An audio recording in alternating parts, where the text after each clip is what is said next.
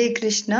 आज हम सभी श्रवण करेंगे श्रीमद् भागवतम ग्रंथराज श्रीमद् भागवतम के अंतर्गत स्कंद 6 अध्याय 16 और श्लोक संख्या 18 से 18 नंबर श्लोक से आज हम प्रारंभ करने जा रहे हैं। ओम नमो भगवते वासुदेवाय। ओम नमो भगवते वासुदेवाय। ओम नमो भगवते वासुदेवाय।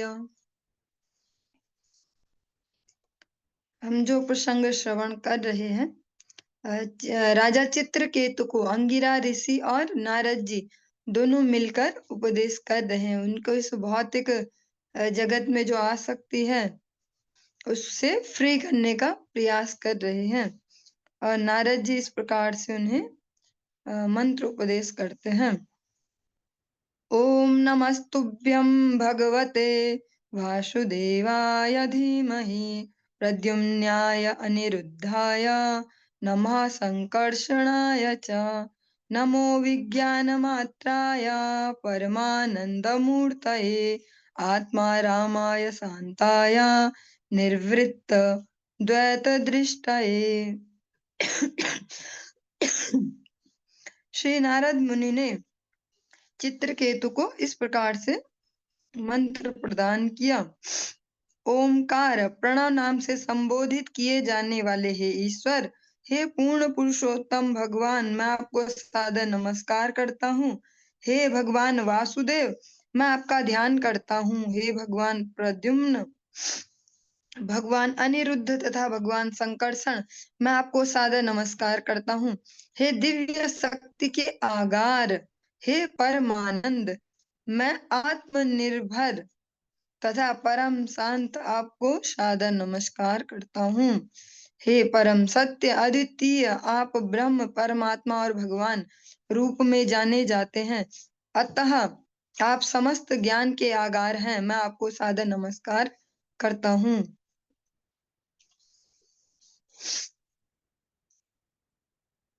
आत्मानन्दानुभूत्येव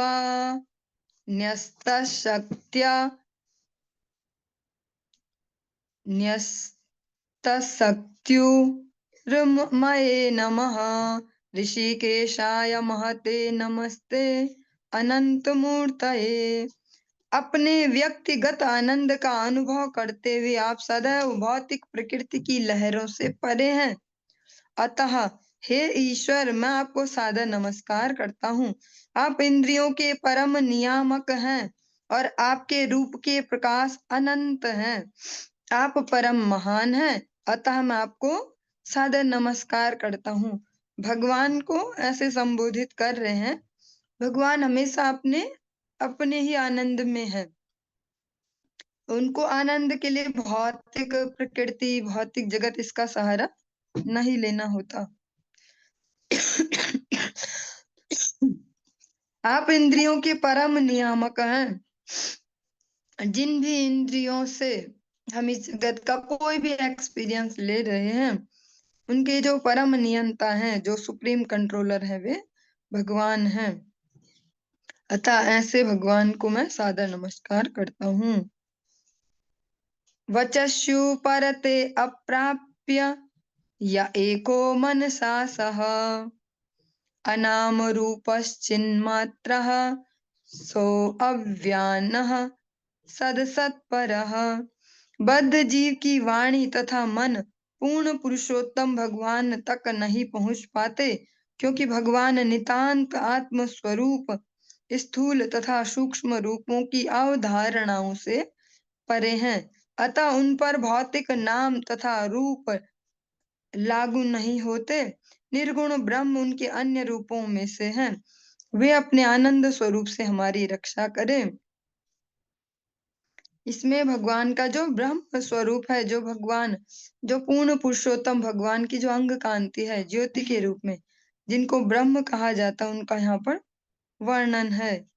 यस्मिन्निदं यतश्चेदं तिष्ठत्यप्येति जायते मृण्मयेष्विव मृज्जातिस्तस्मै ते ब्रह्मणे नमः।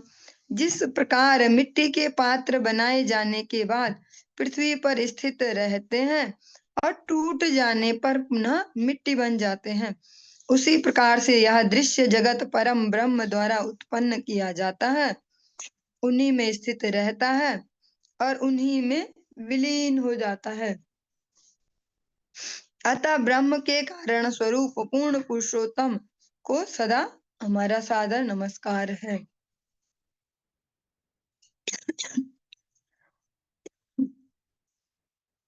जो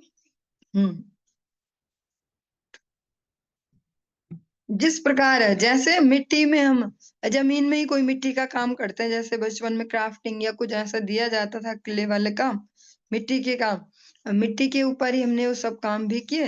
अगर वो टूट भी गए खिलौने जिनको हम बना रहे हैं या, तो भी फाइनली मिट्टी में ही। इस प्रकार जो परम ब्रह्म है, जो भगवान का ब्रह्म वाला स्वरूप है, उसका भी आदि कारण पूर्ण पुरुषोत्तम भगवान को यहाँ पर बताया गया।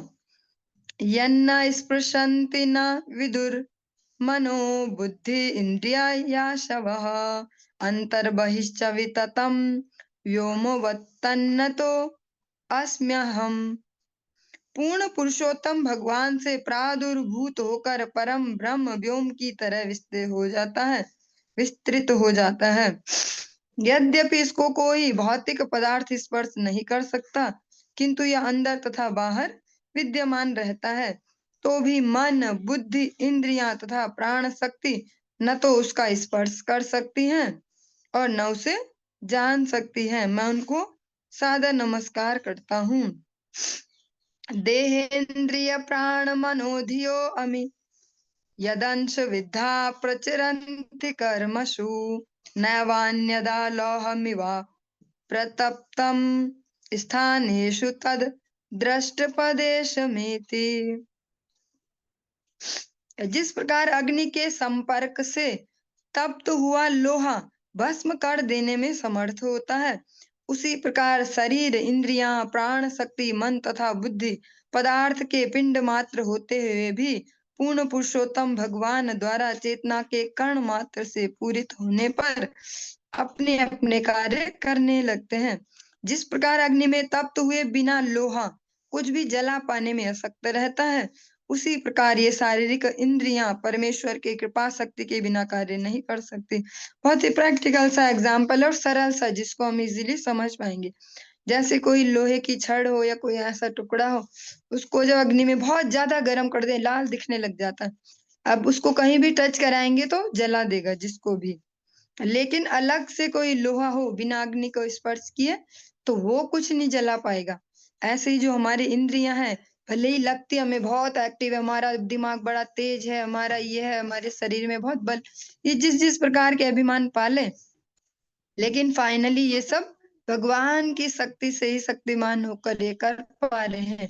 जब भगवान की शक्ति इसके साथ अटैच नहीं होती, इसी शरीर को घर वाले ही बोलते जल्दी जल्दी बाहर निकालो, जल्दी जल्दी बाहर निकालो, जबकि शरीर वही होता है। ओम नमो भगवते महापुरुषाय महानुभावाय महाविभूतिपत ये सकल सात्वत परिवृढ़ निकर कर कमल कुडमलोपलालित चरणारविंद युगल परम परम परमेष्ठि नमस्ते। हे वैकुंठ में आसीन दिव्य ईश्वर, आपके चरण कमल सदैव परम भक्तों के समुदाय के कर कमलों के द्वारा चापे जाते हैं, दबाए जाते हैं, चरण सेवा की जाती है। आप 6 ऐश्वर्यों से पूर्ण श्री भगवान हैं। जो 6 के 6 ऐश्वर्य हैं, परिपूर्ण मात्रा में आप में ही लक्षित होते हैं। आप पुरुष सूक्त की स्तुतियों में वर्णित परम पुरुष हैं। आप परम पूर्ण समस्त योग शक्तियों के स्वरूप सिद्ध स्वामी हैं।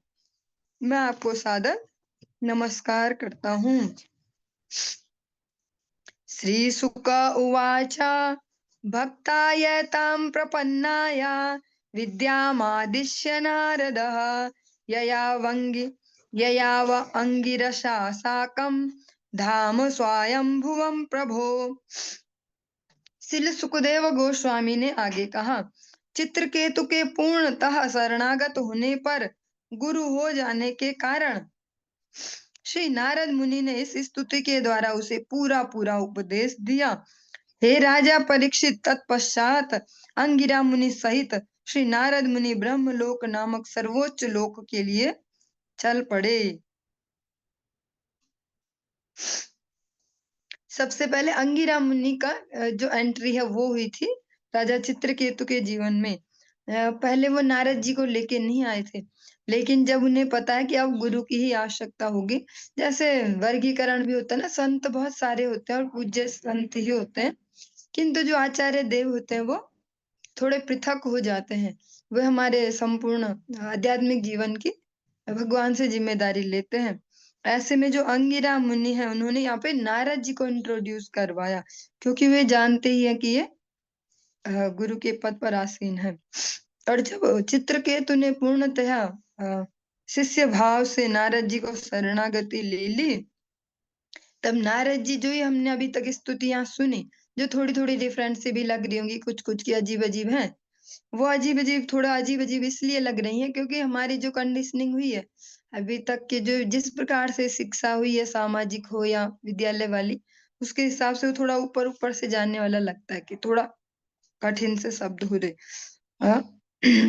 नारद मुनि ने फिर जब उन्होंने शरणागति ले ली चित्रकेतु राजा ने, तो नारद जी ने भी फिर कुछ छुपाया नहीं, उनको अच्छे से भगवान की भगवत्ता को अच्छे से एक्सप्लेन किया इन उपदेशों के द्वारा।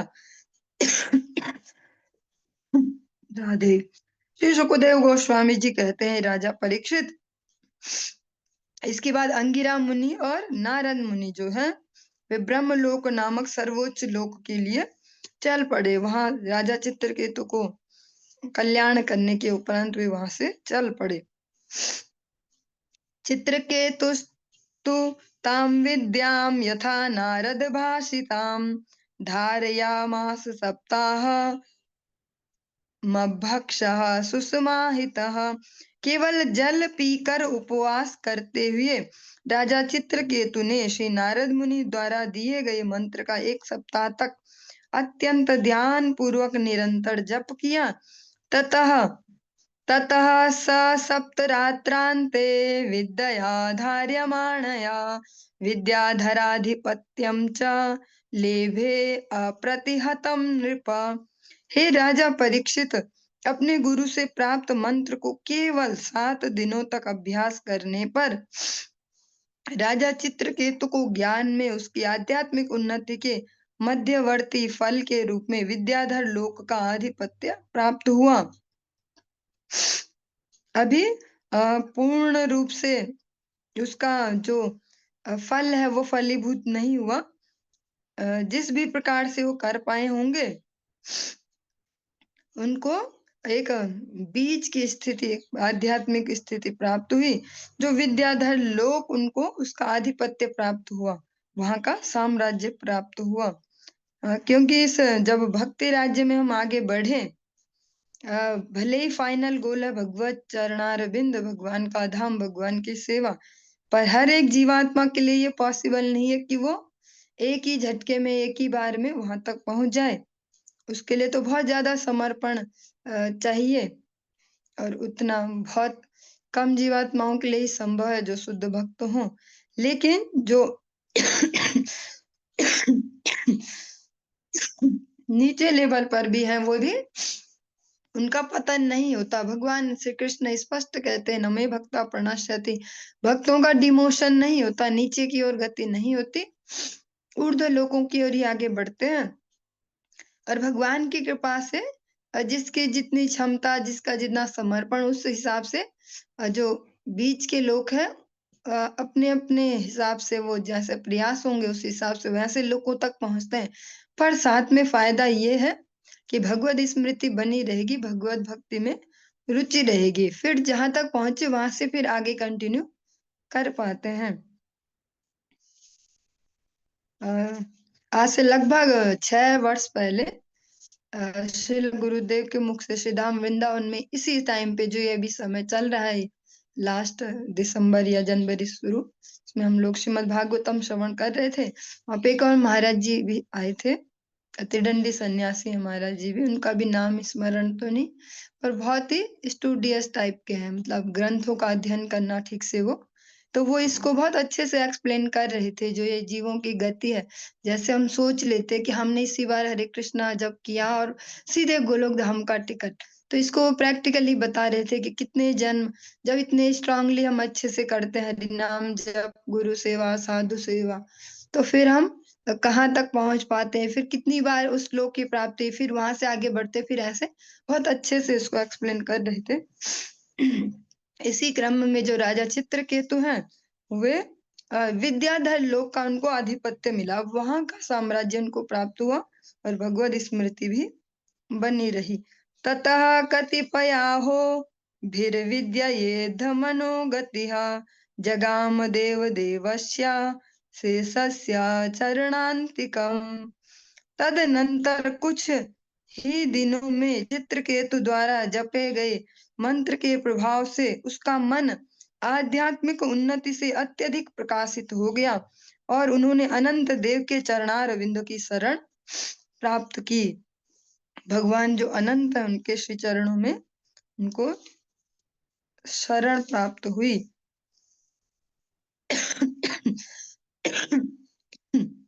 हरि बोल। राधे। मृणाल गौरम सितिवाससम स्फुरत् किरीट केयूर कटित्र कंकणम प्रसन्न वक्त्रारुणलोचनम वृतम ददर्श सिद्धेश्वर मंडल प्रभुम। पूर्ण पुरुषोत्तम भगवान शेष की शरण में पहुंचकर चित्रकेतु ने देखा कि वे कमल पुष्प के श्वेत रेशों के समान ही श्वेत वर्ण के थे। उन्होंने नीला वस्त्र धारण कर रखा था और चमचमाते मुकुट, बाजूबंद, करधनी तथा कंगन से आभूषित थे। उनका मुख मंद हंसी से युक्त था और उनके नेत्र रक्तिम थे। वे सनत कुमार जैसे मुक्त पुरुषों से घिरे हुए थे। भगवान संकर्षण देव के पास जब वे पहुंचे तो उन्होंने उनके स्वरूप का दर्शन किया।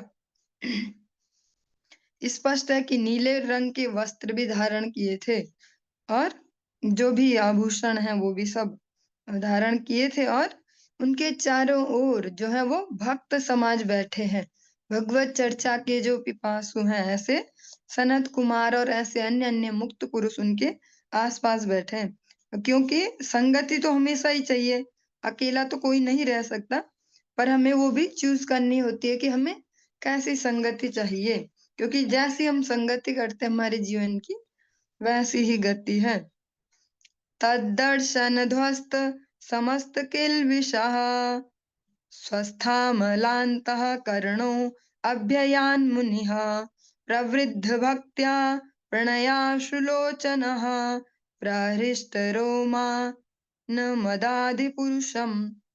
परमेश्वर का दर्शन पाते ही महाराज चित्रकेतु के समस्त भौतिक कल्मश धुल गए और वे पूर्णतः पवित्र हो जाने के कारण अपनी मूल जो भगवत चेतना है उसमें स्थित हो गए। वे भगवत प्रेम के कारण शांत एवं गंभीर हो गए। उनकी आंखों से अश्रु झरने लगे और उन्हें रोमांच हो आया। उन्होंने अत्यंत भक्ति तथा प्रेम पूर्वक आदि भगवान को सादर नमस्कार किया। भगवान का दिव्य दर्शन पाते ही, जैसे हम यहाँ भी देखते हैं कि कोई हमसे उच्च चेतना का कोई मनुष्य मिले तो चेतना के लेवल में परिवर्तन आता है। अगर भौतिक रूप में भी देखें, हम देखें ये भौतिकता में भी किसी लेवल पे हमसे आगे, तो फिर थोड़ी देर के लिए ईगो चेंज हो जाता है। हाँ, ऐसा करना चाहिए, देखो इनको इतनी मेहनत करते हैं, ऐसे पहुंचे ये। और यहाँ पर तो बात हो रही है आध्यात्मिक चेतना की, और वो भी परम भगवान के दर्शन। भगवान के दर्शन किए तो जो राजा चित्रकेतु हैं, जो हृदय के बचे खुचे भी भौतिक कलमश थे, वे भी धुल गए और वे अपनी जो भगवत चेतना है उसमें स्थित हो गए। भगवत प्रेम के कारण शांत एवं गंभीर हो गए और उनकी आंखों से अश्रु झरने लगे और उन्हें रोमांच हो आया। जिस प्रकार से मनुष्य का एक जीवन पीरियड चलता है, हमेशा कुछ ना कुछ टारगेट रहते हैं, तो उसको जीवित रहना ही होता है। अगर कोई टारगेट ना हो तो जिए कैसे? और ऐसे में ये भी देख सकते हैं कि समय के साथ-साथ टारगेट तो खत्म होते जा रहे, तो फिर कैसे जिए? और जब तक मनुष्य में चेतना भी है, हाथ-पैरों में सब में जान भी है, तो क्या करें? गलत जगह लगाएँ या तो गपबाजी में इधर-उधर या फिर कहाँ? तो इसी के लिए जो हमारे वैदिक शास्त्र हैं, इतनी सुंदर-सुंदर डायरेक्शन देते हैं कि जब एनर्जी बची हो और लगाने के लिए गलत जगह नहीं लगाना चाह रहे, तो उन्हें ग्रंथ अध्ययन में और भक्तों के चरित्र रीडिंग में उनके अनुभवों को समझ पाना और उनके बताए हुए रास्ते से चल के भगवान नाम का जप, भगवत कथा इन सब के आश्रय में जीवन को नए लक्ष्य दिए जा सकते हैं। ज़बरदस्ती नहीं कि भौतिकता में ही घुसे, एक-दूसरे की लाइफ में इंटरफेयर करें, इधर घुसे, उधर घुसे। ऐसे नए आयाम अपने जीवन को दिए जा सकते हैं क्योंकि एक एज के बाद तो ये समय आ ही जाता है। सभी बोलते हैं कि इंटरफेयर मत करो, मत करो। तो खाली आदमी को क्या करना चाहिए? या तो गप्पबाजी में लगा रहे, सोशल मीडिया इधर-उधर या तो फिर जीवन का जो परम लक्ष्य है, धीरे-धीरे उसे समझने का प्रयास किया जाए। क्योंकि जो जीवन का वास्तविक लक्ष्य है, वो भी बहुत विशाल है। वो भी 1-2 सेकंड में ऐसे समझ में आने वाला नहीं है कि अमरूद माला घुमाते हैं, अब तो हो ही जाएगा। इसको अगर समझ पाएँगे जो वैदिक साहित्य है उनके सानिध्य में सा उत्तम श्लोक पदाब्ज विस्तरम प्रेमा शूलेशैरूप मेहयन् मुहुः प्रेमो पुरुद्धाखिल वर्ण निर्गमो नैवाशकत्तं प्रशमीडितुं चिरम्। चित्रकेतु के प्रेमाश्रुओं से श्री भगवान के चरण कमल का जो आसन है वो बार-बार भीग जाता था। आह्लाद के कारण वाणी अवरुद्ध हो जाने से वे लंबे अंतराल तक श्री भगवान की उचित स्तुति में एक भी शब्द का उच्चारण न कर पाए। चित्रकेतु महाराज अभी कोई दुख में नहीं रो रहे, कोई भौतिक दुख के लिए भगवान के समक्ष भगवान के प्रेमाश्रुओं से उनके जो नयन है बार-बार सजल हो जाते हैं और वाणी अवरुद्ध हो जाती है।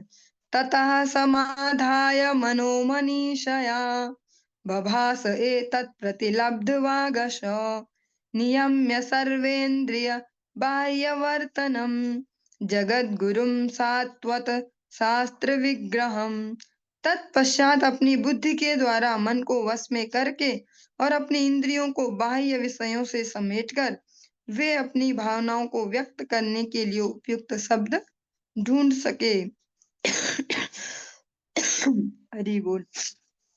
इस प्रकार वे उन श्री भगवान की स्तुति करने लगे जो साक्षात शास्त्रों के स्वरूप हैं और सबके गुरु हैं। उन्होंने इस प्रकार से स्तुति की। यहाँ पर उल्लेख किया गया जो शास्त्रों का जहाँ पर नाम लिखा साक्षात शास्त्रों ब्रह्म संहिता और नारद पंचरात्र ऐसे संहिताओं का यहाँ पे उल्लेख किया गया। ब्रह्म संहिता भी एक बहुत सुंदर ग्रंथ है और श्रीमन चैतन्य महाप्रभु ने अपनी दक्षिण भारत की यात्रा के दौरान उसका पंचम या तृतीय वो अध्याय है, उसको वहां से लेके आए समस्त वैष्णव जनों के लिए, जिसको अभी हम लोग शॉर्टकट में ब्रह्म संहिता समझते हैं ना, कुछ श्लोक हैं ईश्वरा परम कृष्ण ऐसे, वो उसका केवल एक ही चैप्टर है। श्रीमन चैतन्य महाप्रभु उसको भक्तों के उपकार के लिए लेके आए और जैसे वो अभी हम उसको देखते हैं लगभग वैसे नहीं है, उसमें और भी श्लोक हैं। एक अलग से भी ग्रंथ है ये श्री ब्रह्म संहिता नाम से, जगत गुरु भक्ति सिद्धांत सरस्वती गोस्वामी ठाकुर प्रभुपाद का। तो उसमें वो थोड़ा डिफरेंट स्टाइल में है, जैसा कि हम सरलता से पढ़ते हैं ऐसे ऐसे श्लोक। प्रथम श्लोक ईश्वर परम कृष्णा और फिर 3-4 अलग से देके फिर से वो संहिता शुरू हो रही जिसको हम समझते हैं। उसको उन भक्ति सिद्धांत सरस्वती गोस्वामी ठाकुर प्रभुपाद उन्होंने थोड़ा उनका जो साहित्य है या जो भगवत तत्व को समझने का स्तर है उसको हम कभी छू भी नहीं सकते, तो थोड़ा सा डिफरेंट सा हो जाता है, टफ सा, लेकिन बहुत सुंदर सा ऐसा भी एक ग्रंथ उपलब्ध है। अनेक अनेक ऐसे बहुत छोटे छोटे बड़े बड़े बहुत सारे ऐसे ग्रंथ हैं जिनके आश्रय पे हम अपने जीवन को सही दिशा दे सकते हैं। मतलब खाली वाली फीलिंग कभी नहीं आ सकती कि बोर हो रहे, खाली हो रहे, जीवन में कुछ करने को नहीं है, किसकी लाइफ में घुसाएं सिर, ऐसे ऐसे। बहुत सुंदर सुंदर ग्रंथ है। और श्रील भक्ति सिद्धांत सरस्वती गोस्वामी ठाकुर प्रभुपाद के अनुसार हम समझने का प्रयास ही कर सकते हैं। बहुत ही टफ है वैसे, फिर भी कोशिश कर सकते हैं। जैसा हम समझते हैं सरल सरल सी मीनिंग, ऐसे ऐसे उन्होंने बहुत अच्छे से उसको एक्सप्लेन करके दिया है। चित्रकेतुरुवाच अजित जितः सममतिभिः साधुभिर्भवान् जितात्मभिर्भवता विजितास्तेऽपि च भजतां कामात्मनां च आत्मदो आत्मदो अति करुणः। चित्रकेतु ने कहा, हे अजय भगवान, यद्यपि आपको कोई जीत नहीं सकता, किंतु उन भक्तों के द्वारा अवश्य जीत लिए जाते हैं जिनका अपने मन और इंद्रियों पर संयम है। वे आपको इसलिए वश में रख पाते हैं क्योंकि आप उन भक्तों पर अकारण दयालु हैं जो आपसे किसी प्रकार के भौतिक लाभ की कामना नहीं करते। निस्संदेह आप उन्हें अपने आप को प्रदान कर देते हैं, इसलिए अपने भक्तों पर आपका भी पूरा नियंत्रण रहता है। जो वास्तव में भक्त हैं, जिन्हें वास्तव में ही भक्त कहा जाता है, वे और भगवान, उनका एक रिलेशन है, वे एक दूसरे के वश में हैं। वहां कोई ऐसी फीलिंग भी नहीं है श्रेष्ठता वाली कि देखो हम इतने बड़े भक्त हैं कि भगवान हमारे वश में, क्योंकि जो होते हैं भक्त उन्हें लगता नहीं कि वो है भक्त। चित्रकेतु महाराज कहते हैं कि आप किसी के द्वारा वश में आने वाले नहीं है, फिर भी अपने भक्तों के पूर्णतः अधीन रहते हैं और भक्त भी आपको पूर्ण समर्पण करते हैं, आपके पूर्ण नियंत्रण में होते हैं। स्वेच्छा से, स्वच्छंदता से उनका जीवन नहीं चलता। तव विभवः खलु भगवन् जगदुदय स्थिते लयादीनि विश्वसृजस्तेन असांसास तत्र मृषा स्पर्धन्ति पृथग्भिमत्या। हे ईश्वर, यह दृश्य जगत तथा इसकी उत्पत्ति, पालन एवं संहार, ये सभी आपके ऐश्वर्य हैं। चूंकि ब्रह्मा तथा अन्य कर्ता आपके अंश के भी शुद्र अंश हैं, अतः सृष्टि करने की उनकी आंशिक शक्ति उन्हें ईश्वर नहीं बना देती। तो भी अपने आप को पृथक ईश्वर मान बैठने की उनकी चेतना उनके मिथ्या अहंकार मात्र की द्योतक है, यह वैध नहीं है।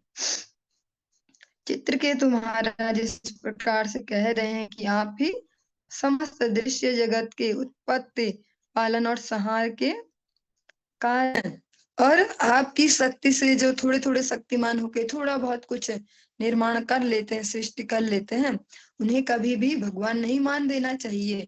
वो तो आपकी थोड़ी सी शक्ति लेके ये कर पा रहे हैं। और अगर उन्हें भी गलत फहमी हो जाए, चित्रकेतु महाराज कहते हैं कि हम ही ईश्वर हो गए, तो ये उचित नहीं होगा। परमाणु परम महतो त्वमद्यन्तान्तरवर्ति त्रयविधुरः आदावन्तेऽपि च सत्त्वानां यद्ध्रुवं तदेवान्तरालेऽपि। आप इस दृश्य जगत के नन्हे से नन्हे कण, परमाणु से लेकर विराट ब्रह्मांडों तथा समस्त भौतिक शक्ति तक की प्रत्येक वस्तु की आदि, मध्य तथा अंत में विद्यमान है। फिर भी आप सनातन हैं, जिनका न कोई आदि है, न अंत या मध्य। आप इन तीनों स्थितियों में विद्यमान देखे जाते हैं। इस प्रकार आप अटल हैं। जब इस दृश्य जगत का अस्तित्व नहीं रहता, तो आप आदि शक्ति के रूप में विद्यमान रहते हैं।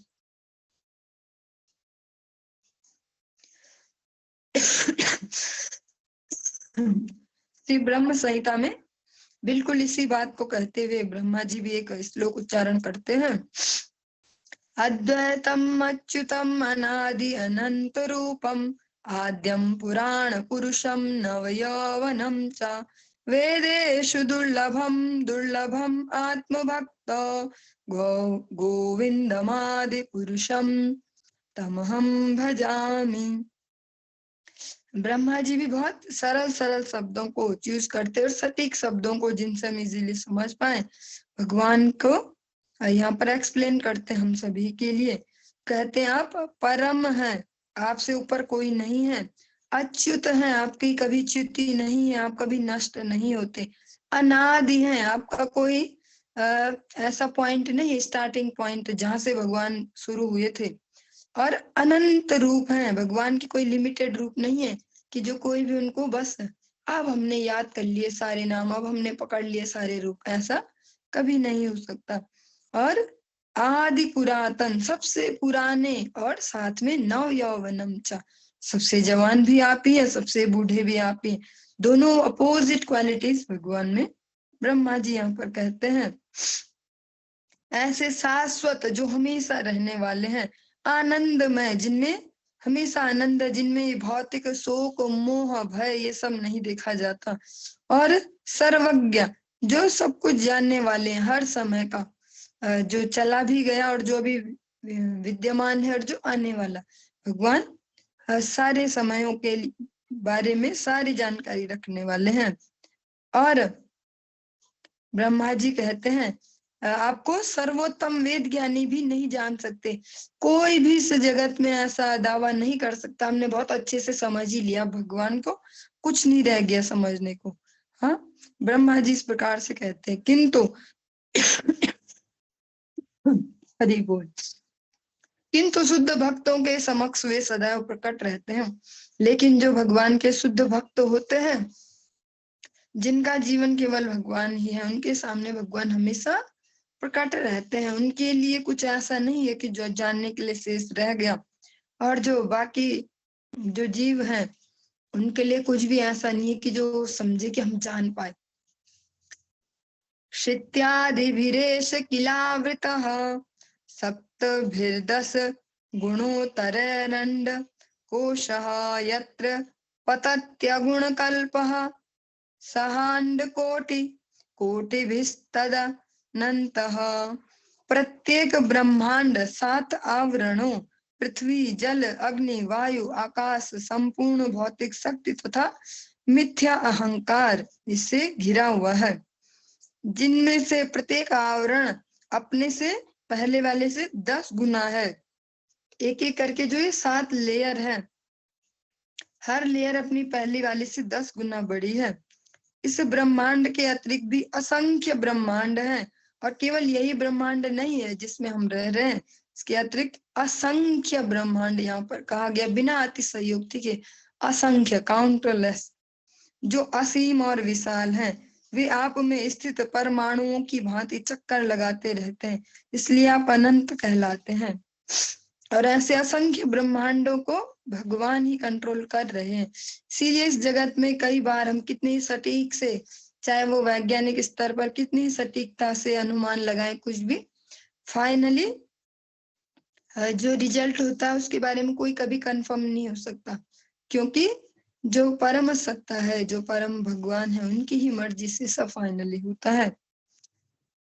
इसी क्रम में हम देखते हैं ना ऐसे समय समय पर ऐसे अलग अलग से एक्सपेरिमेंट चलते हैं कि ऐसे स्पेसशिप भेजो, फिर उस ग्रह पे जाएंगे, फिर ऐसा होगा। समय समय पर कुछ कुछ सालों में ही बहुत तेजी से ऐसी न्यूज़ें आती हैं, कुछ चल रहे होते हैं ऐसे अभिमान, और सारी मनुष्य जाति खुश हो रही होती है, हमने कुछ उन्नति कर ली, कुछ उन्नति कर ली, पर साथ साथ जब उसके ड्रॉबैक, उसी को दबाओ दोबारा, यहीं से दोबारा, और साथ साथ उसके ड्रॉबैक्स भी देखते हैं कि जो इतने पढ़ाई करके बचपन से इतनी मेहनत करते हैं, जो एस्ट्रोनॉट्स बनते हैं और गए अंतरिक्ष यात्री बन के, अभी जो अभी करंटली हम देख ही रहे थे कि वो वहीं पर ही फंस गए, वापस आना भी मुश्किल हो गया। तो इस भौतिक जगत की अपनी लिमिटेशन है, भले ही हम कितनी गलतफहमियां पाल लें कि हमने सारी जो भी भौतिक प्रकृति है उसको कंट्रोल में कर लिया, हम कुछ भी कर सकते हैं, लेकिन कहीं ना कहीं एक पॉइंट पे जाकर सबके सभी ऐसे किसी और के कंट्रोल में ही फील करते हैं कि कुछ चीजें जो हाथ में नहीं आ पा रही, चाहे हमने कितनी मेहनत की। यहाँ पर स्पष्ट कहा गया कि जो यही ब्रह्मांड नहीं, ऐसे असंख्य अनेक अनेक ब्रह्मांड हैं।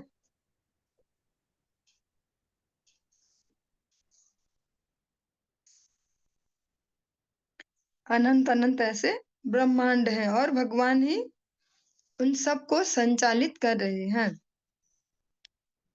विषय त्रिशो नर पशवो स उपासते विभूतिर्न परम त्वाम तेषामाशिष ईश तदनु विनश्यन्ति यथा राजकुलम। हे भगवान, हे परमेश्वर, इंद्रिय तृप्ति के भूखे तथा विभिन्न देवताओं की उपासना करने वाले अज्ञानी पुरुष नर वेश में पशुओं के समान हैं। वे पाश्विक वृत्ति के कारण आपकी उपासना न करके नगण्य देवताओं को पूजते हैं, जो आपके यश की लघु चिंगारी के समान है। समस्त ब्रह्मांड के संहार के साथ ये देवता और इनसे प्राप्त आशीर्वाद उसी प्रकार विनष्ट हो जाते हैं, जिस प्रकार राजा की सत्ता छिन जाने पर राजकीय अधिकारी। बहुत ही सेंसिटिव से, संवेदनशील से शब्द हैं। और एक समय तक होता है जब हमें लगता है हमें ये जानकारी मिली, हम किसी को सुनाएं, कोई ऐसा बोल रहा होगा उसको झंड कर दें, ऐसे ऐसे जो भी होता है कुछ समय तक का ही खेल होता है। लेकिन वास्तव में जब हम अपने अपने जीवनों पर केंद्रित हों कि हमारा मंगल तो हमारे ही हाथ में है और हमारी जो गति होने वाली है, जिस प्रकार से हमारा थिंकिंग प्रोसेस होने वाला यह है, उस पर हमारा ही जोर चलेगा। हम इस भावना से जब सीखना चाहें आध्यात्मिक जीवन को, तो फिर तब वो सरल हो जाता है। यहाँ पर स्पष्ट कहते हैं, जैसे हम सभी को कंडीशनिंग मिली है एज ए ह्यूमन बीइंग, जब से जन्म होता है कि ये भी भगवान जी होते हैं, ये भी भगवान जी होते हैं, इस दिन में इन भगवान जी को पूजा करते हैं, इस दिन में उन भगवान जी को। लेकिन जब भगवत कृपा से, गुरु वैष्णव कृपा से वैदिक साहित्य हमारे जीवन में एंट्री ले चुके हैं, तो हम इसको सही वे में समझने का प्रयास करें। न तो हम ये किसी को सुनाने के लिए या किसी को समझाने के लिए, किसी को झंड करने के लिए सीखें, वरन इसको वास्तविकता में समझें कि ये सिस्टम क्या है। महाराज चित्रकेतु यहाँ पर भगवान की समक्ष उनकी स्तुति करते हुए ये सब कह रहे हैं कि जो मनुष्य वेश में है पर चेतना जिनकी पाश्विक है, केवल इंद्रिय तर्पण ही जिनके जीवन का उद्देश्य है, वे आपकी उपासना नहीं करते। वे अलग अलग देवी देवताओं के शरण में जाते हैं, जो अलग अलग प्रकार से अनेक अनेक देवी देवताओं का यहाँ व्यवस्था है, उनकी शरण में जाते हैं। जबकि जो उनकी उपस्थिति है वो एक विशाल अग्नि की छोटी सी चिंगारी जैसे ही है। और ये सुनने में भी बहुत अच्छा लग सकता है, लेकिन जो अपनी कंडीशनिंग है बचपन से लेके जन्म जन्म तो नहीं कहेंगे, अभी इसी जन्म में भी बहुत सारी कंडीशनिंग हो चुकी होती है हमारी, उसके हिसाब से भी समझना बहुत मुश्किल हो जाता है इन सरल चीजों को। महाराज चित्रकेतु कहते हैं कि जो देवी देवता आपकी एक छोटी चिंगारी जैसे, एक बड़ी सी अग्नि की छोटी सी चिंगारी ऐसे हैं, जिनकी स्पष्ट एग्जाम्पल भी देते हैं, चित्तवृत्ति भी बताते कैसे हो, जिनका एकमात्र उद्देश्य अपना इंद्रिय तर्पण, अपना मजा है। वे कैसे हैं? वे मनुष्य के शरीर में पशु तुल्य हैं, जो केवल इंद्रिय तर्पण, हमारा ये बढ़िया हो जाए, वो बढ़िया हो जाए, ऐसा बढ़िया हो जाए, वो हो जाए, इस प्रकार के जो जिनकी भावनाएं हैं, वे ही आपको छोड़ के, स्पष्ट कहते हैं, वो आपकी शरण में नहीं आते।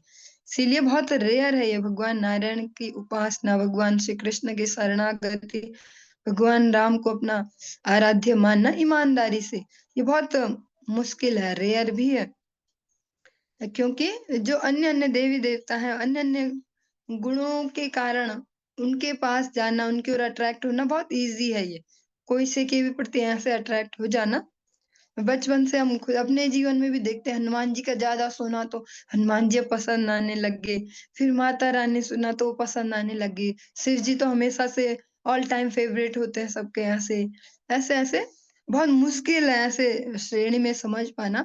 जब वैष्णव सदाचार के अंतर्गत जो भी वो हमें खान पान से या जीवन शैली से रिलेटेड जो भी हमें छोटी छोटी सावधानियां देते, जब उनको पालन करेंगे, धीरे धीरे वो तमोगुणी बुद्धि धीरे धीरे धुलती जाएगी। कहीं जाके गुरु वैष्णव कृपा से फिर ये समझना शुरू कर पाएंगे कि हाँ, भगवान श्री कृष्ण डिफरेंट है, भगवान नारायण। वरना कहीं ना कहीं दिमाग के कोने में शक ही रहेगा कि नहीं, होते तो सब बराबर ही हैं, होते तो सब बराबर ही हैं। इस प्रकार से महाराज चित्रकेतु कहते हैं, और महाराज चित्रकेतु ही नहीं, भगवान श्री कृष्ण भी अपने मुख से स्पष्ट भी इसको इस जो ये विभाग है श्रद्धा का, इसको भी स्पष्ट भगवान उद्घाटित करते हैं, या कह सकते हैं हम सभी के एक्सप्लेन करते हैं, हम सभी के मंगल के लिए। भगवान श्री कृष्ण स्पष्ट अर्जुन को कहते हैं, वहां पर तो एक युद्ध की तैयारी हो रही थी, तो ये सारी बातें करने की क्या आवश्यकता थी, क्योंकि भगवान केवल एक युद्ध के लिए उसको तैयार नहीं कर रहे थे अर्जुन को, ऐसे जीवात्मा भी उनको जो अनेक अनेक युद्ध, हमारे जन्म मृत्यु से युद्ध, जरा व्याधि से युद्ध, मोह से, आसक्ति से, इन सब के लिए तैयार कर रहे थे। भगवान बड़े युद्ध के लिए उनको तैयार कर रहे थे, इसलिए वे छोटे युद्ध को भी जीत पाए। भगवान वहां स्पष्ट कहते हैं अर्जुन को, कामस्ते अपहृत ज्ञाना प्रपद्यन्ते अन्य देवता, जिनकी बुद्धि भौतिक कामनाओं द्वारा अपहरण कर ली गई है, भौतिक कामनाओं ने जिनकी बुद्धि को हर लिया है, ऐसे लोग जो है वो मेरी शरण में ना आके अन्य अन्य देवी देवताओं की शरण में जाते हैं, कि ये वाले ना जल्दी दे देते, इनसे मांगते हैं, अच्छा इस देवता का 3 दिन का पाठ करो तो ये हो जाता है किनारे, कोई जरूरत ही नहीं, हर महीने एकादशी करते रहो, ये मत खाओ वो मत खाओ, ऐसे ऐसे 3 दिन हमने ये वाला पूजा पाठ कराया और हो गया। तो वो उसको समझ नहीं पाते एक्चुअल में कि क्या केस है। अगर सूक्ष्म बुद्धि उपलब्ध हो पाए किसी को, भगवान की कृपा से समझ पाए कि ऐसा कैसे हो सकता है कि हम कुछ चेंजेस भी ना लाए अपनी लाइफ स्टाइल में, और 3 दिन हमने कुछ किया और बस वो रिजल्ट मिल गया, तो कहीं ना कहीं से छीन के या स्पेशली उठा के दिया है, तो हिडन कॉस्ट भी उस चीज की है। आज के जो अ, कह सकते हैं बाजार जो ऐसा कैसे जो व्यापारीकरण वाला जो समय है, इसमें कहीं भी कुछ भी फ्री का नहीं होता है। जहां भी हम पढ़ते हैं ये फ्री फ्री फ्री, बड़े बड़े बोर्ड पे लिखा होता है फ्री फ्री, फिर जब लेने अंदर जाते हैं तो धीरे धीरे पता चलता है कुछ और है केस, और दिखाया ऐसे जा रहा। तो ऐसे इस जीवन में भी समझने को कि आध्यात्मिकता जो हम जीवन जी रहे हैं डेली भी, उसकी भी बहुत बड़ी-बड़ी कॉस्ट है। वो ऐसे ही नहीं है कि सब चालू ही तो हो रहा है। हम रोज उठते हैं, फिर ये करते हैं, फिर ये ऐसे धूप होता है, पानी होता है, ऐसे-ऐसे सब हो गया। सबकी भी हमारे जीवन से ही कॉस्ट काटी जा रही होती है। और जो इसको सही तरीके से करते हैं, भगवान को शरणागति लेते हैं, भगवान के अनुशासन में जीते हैं, तो फिर उनको ये हिडन कॉस्ट नहीं देनी होती है। भगवान उनके प्रारब्ध को इज़िली और कम-कम करके साथ-साथ निपटाते जाते हैं। क्योंकि वो जो नियम साधन कर रहे हैं, उस तपस्या में भी तो कष्ट हो रहा है, तो वहां से भी उनके अमंगल कटते जाते हैं। पर जो शॉर्टकट में जाते हैं कि ऐसे, हाँ, क्योंकि जो नई जनरेशन है वो ऐसे पूजा पाठ तो नहीं सीखना चाहते, पर कहीं ना कहीं अपने कुछ फायदे ऐसे दिखा दे उनको, बड़े घर के बड़े, कि ये पूजा करने से ना ऐसा हो जाएगा, तुम्हारी यहाँ से जॉब लग जाएगी, इससे ये हो जाएगा, उसके लिए वो भी तैयार हो जाते हैं। उस समय वो सब भी आस्तिक बन जाते हैं, लेकिन इन सब के बहुत सारे हिडन कॉस्ट हैं। ऐसे फिर आध्यात्मिक चेतना डाउन होते जाएगी धीरे धीरे, अगली बार मनुष्य बनना भी मुश्किल हो जाएगा। आज हमें बहुत अच्छा लग रहा है, इजीली सब चल रहा है, हम ऐसे करते हैं ऐसे करते हैं, पर अगली बार मनुष्य बनना भी बहुत मुश्किल हो जाएगा। ऐसे चित्रकेतु महाराज कहते हैं, समस्त ब्रह्मांड के संहार के साथ, और जब समस्त ब्रह्मांड का संहार होता है, ऐसे स्पष्ट श्रीमद् भगवद गीता में भी 2-3 श्लोक इस प्रकार से हैं कि कैसे फिर से सृष्टि होती है और फिर से बार बार समय समय पर संहार होता है। वो कहते हैं कि ऐसे में जो वो देवी देवता हैं, यहाँ पर चित्रकेतु महाराज का किसी से कोई पर्सनल बैर नहीं है, क्योंकि जैसी हमारी कंडीशनिंग हो चुकी है अभी, जिस जिस भी एज में हम सभी हैं, तो जब ये वाला मैटर आता देवी देवता और भगवान, तो दिमाग के कोने सारे खड़े हो जाते, कान खड़े हो जाते कि कुछ गड़बड़ बोलने वाले, ये तो पाप हो गया, ये तो अपराध हो गया। ऐसे चित्रकेतु महाराज का किसी से कोई पर्सनल सा बैर भी नहीं है। वो कहते हैं कि जब ये प्रलय आता है, प्रलय वाला समय आता है, वे समस्त देवी देवता अपने उन आशीर्वादों के साथ उसमें विनष्ट हो जाते हैं। उनके आशीर्वाद की भी कुछ ऐसी वैलिडिटी होती है कि इतने तक ही चलेंगे। हाँ, ये बहुत बढ़िया ऑफर है आपके मोबाइल का, कि ये बहुत अच्छा है, ऐसा डेटा प्लान है, ऐसा ऐसा है, पर ये तब तक ही है। ऐसे एक लिमिट भी होती है। तो जो देवी देवता हैं, उनके आशीर्वादों की भी एक लिमिट है, लेकिन भगवान से जो प्राप्त होता है फिर वो हमेशा के लिए हो जाता है वो, जैसे भगवान हमेशा रहते हैं, भगवान के आशीर्वाद भी हमेशा रहते हैं। ध्रुव जी को आज तक भी किसी ने भगाया नहीं वहां से कि बहुत टाइम हो गया, अब तुम ही बैठे रहोगे और कहाँ जाएंगे, तुम निकलो यहाँ से। ऐसा आज तक भी नहीं हुआ। प्रहलाद महाराज को या इस जगत में भी हम देखते हैं, भगवत भक्तों को जो भगवान देते हैं, फिर वो अच्छे से देते हैं, परमानेंटली, उनसे कोई छीन नहीं पाता वो।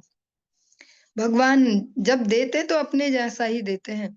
भगवान शाश्वत है, तो जो भगवान प्रदान करते हैं वो भी शाश्वत होता है। जिस प्रकार राजा की सत्ता छिन जाने पर राजकीय अधिकारी, जैसे कोई राजा का राज्य चला जाए तो उसके अंडर में जो अधिकारी हैं वो भी सब गए, ऐसे ही जब देवी देवता भी विनष्ट हो जाते हैं सृष्टि के प्रलय के समय, तो उनके जो सारे आशीर्वाद हैं वो सब भी उनके साथ साथ ही विलुप्त हो जाते हैं। चलिए आज के इस प्रसंग को हम यहीं विश्राम देंगे, आगे कल कंटिन्यू करेंगे। हरे कृष्ण।